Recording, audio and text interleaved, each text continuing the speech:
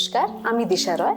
আজ আমাদের সাথে রয়েছেন ক্যালকাটা হাইকোর্ট এবং সুপ্রিম কোর্টের অ্যাডভোকেট ও বিশিষ্ট রাজনৈতিকবিদ গোপাল সরকার মহাশয়। হয়ে যাক ওনার সাথে কথোপকথন। নমস্কার, আমি বরানগর থেকে গোপাল সরকার, আমি পেশায় অ্যাডভোকেট। স্যার, আপনি পেনোলজির ওপরে পিএইচডি কেন করছেন? খুব গুরুত্বপূর্ণ প্রশ্ন। পেনোলজি মানে শাস্তিবিদ্যা। সাধারণত যাদের সারা জীবন অর্থাৎ যাবজ্জীবন জেল হয়, বা যাদের 10 বছরের সাজা হয়, কিংবা 7 বছরের সাজা হয়, কিংবা 14 বছরের সাজা হয়, অর্থাৎ যাদের মৃত্যুদণ্ড দেয়া হচ্ছে না, এই সংখ্যক লোক সারা পৃথিবীর কারাগারে কয়েক কোটি ছাড়িয়ে যাবে। তো আমি একটা লেখা থেকে পড়েছিলাম যে রাশিয়ায় যে ট্রান্স সাইবেরিয়ান রেলওয়ে, যেটা পৃথিবীর মধ্যে সবচেয়ে বড় রেলওয়ে, তো একসময় ট্রান্স সাইবেরিয়ান রেলওয়ের কাজ বন্ধ হয়ে যায়। কেননা ওখানে এত শীত যে ওখানে শ্রমিকরা সেই শীত সহ্য করতে পারছিল না। যারাই ছুটি নিচ্ছিল তারাই চলে যাচ্ছিল, আর নতুন করে জয়েন করতো না, আর প্রচুর শ্রমিক সেখানে মারা যায়। তো শেষ পর্যন্ত এই ট্রান্স সাইবেরিয়ান রেলকে কমপ্লিট করার জন্য রাশিয়ার বিভিন্ন জেলে যারা যাবজ্জীবন বন্দী ছিলেন তাদেরকে আনা হয় এবং তাদেরকে ট্রেন্ড করা হয়। ট্রেন্ড করে বলা হয়, যদি ট্রান্স সাইবেরিয়ান রেলটাকে তোমরা কমপ্লিট করতে পারো তাহলে সরকার তোমাদের বিচারের ওপরে বিশেষ গুরুত্ব দেবে। তো সেই ট্রান্স সাইবেরিয়ান রেলটা কিন্তু ওই দেশের যারা যাবজ্জীবন জেলবন্দি ছিল তারাই কিন্তু শেষ পর্যন্ত কমপ্লিট করলো।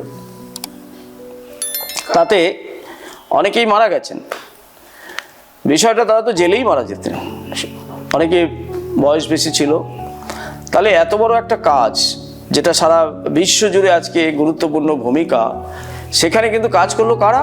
যারা অপরাধী ছিল, যারা অপরাধ করেছিল এবং যাদের যাবজ্জীবন জেল হয়েছিল। অর্থাৎ যাবজ্জীবন জেল অর্থাৎ যে শাস্তি যোগ্য, যে শাস্তি পেয়েছে, তারাও যে মহৎ কাজ একটা করতে পারে, বা তাদেরকে ওইভাবে বসিয়ে রেখে একটা ঘটনা ঘটেছে, তার ফলে সে শাস্তি হয়েছে, অ্যাকুইজেরও কিন্তু একটা রাইট থাকে, তাদেরও কিন্তু ফান্ডামেন্টাল রাইট থাকে।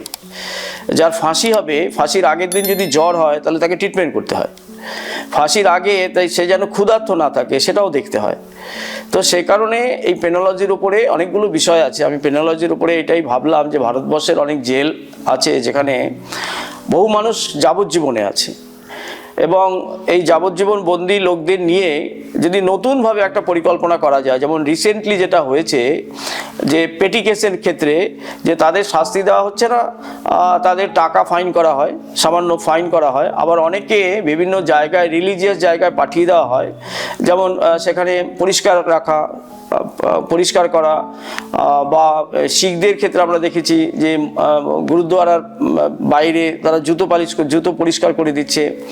সমাজ সংস্কারের কাজেও কিন্তু কাউকে বলা হচ্ছে যে শাস্তি দেওয়া হলো, তুমি 30 দিন ওই রাস্তাটা ঝাড় দেবে, তুমি 30 দিন ওই ট্রেনটা পরিষ্কার করবে, এটাও কিন্তু শাস্তির মধ্যে পড়ছে। অর্থাৎ ওই মানুষটা কিন্তু রেকটিফাই হচ্ছে। তো সেই কারণে পেনোলজিটাকে নিয়ে আমরা রিসার্চ আমি অনেকদিন ধরেই ভাবছিলাম, এটা শুরুও করেছি অলরেডি, খুব ভালো জায়গায় যাচ্ছে, এবং অল্প দিনের মধ্যেই প্রায় একটা কমপ্লিট সিনপসিস আমার রেডি হয়ে যাবে এই যে শাস্তিবিদ্যার উপরে। এই মানুষগুলোকে যাতে পুনরায় তাদের কাজের মাধ্যমে তাদের জীবনে একটা শান্তি শৃঙ্খলা বা তারা কিছু করতে পারে, এবং তার জন্য যদি সরকারও কিছু চিন্তা করে, জুডিশিয়াল যদি কিছু রিফর্ম করা যায়, সেই কারণেই আমি এই চ্যাপ্টারটাকে বা এই টপিকটাকে বেছেছি।